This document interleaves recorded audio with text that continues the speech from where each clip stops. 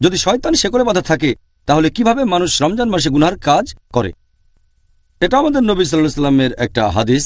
আমি আগেও বলেছি, সহিহ হাদিস আছে মুসনাদ আহমদে, খণ্ড নম্বর 2, পৃষ্ঠা নম্বর 230, হাদিস নম্বর 7148। এছাড়াও এই হাদিসটা আছে সুনান আন-নাসাইতে, অধ্যায় নম্বর 5, হাদিস নম্বর 2106। এখানে আমাদের নবীজি বলেছেন যে তোমরা সবাই শোনো, রহমতের মাস রমজান তোমাদের সামনে এসেছে।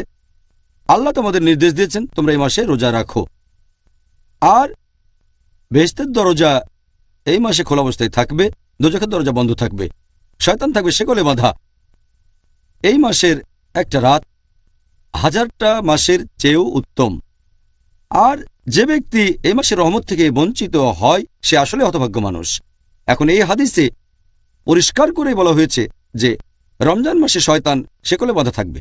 প্রশ্নটাও বেশ লজিক্যাল, শয়তান যদি শেকলে বাঁধা তাহলে মানুষ কেন এমন পাপ কাজ করে থাকে? এখানে একটা কথা বলবো, এটা সবাইকে বুঝতে হবে যে শয়তান যখন শেকলে বাঁধা তার মানে এই না যে শয়তান শেষ হয়ে গেছে বা মেরে ফেলা হয়েছে। এখনো আছে, তবে শেকলে বাঁধা, মেরে ফেলা হয়নি। তাদের ক্ষমতা এখনো আছে, তবে তীব্রতা অনেক কম।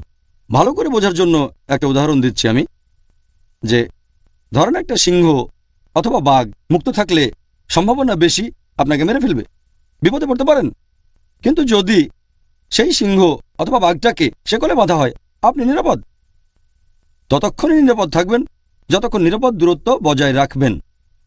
বাঘটাকে শেকলে বাঁধার পর আপনি যদি তার খুব কাছে আসেন তাহলে সম্ভাবনা থাকে যে আপনাকে মেরে ফেলবে।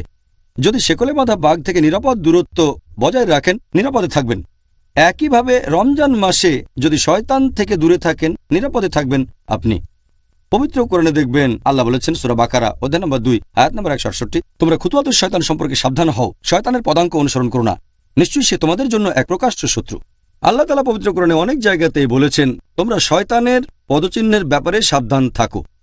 আল্লাহ এই কথা বলেননি যে শয়তান থেকে সাবধান হও, কারণ সাধারণ মুসলিম, গড়পড়তা মুসলিম যাদের মোটামুটি ঈমান আছে, যদি সামনে শয়তানকে দেখে তারা সাবধান হয়ে যাবে।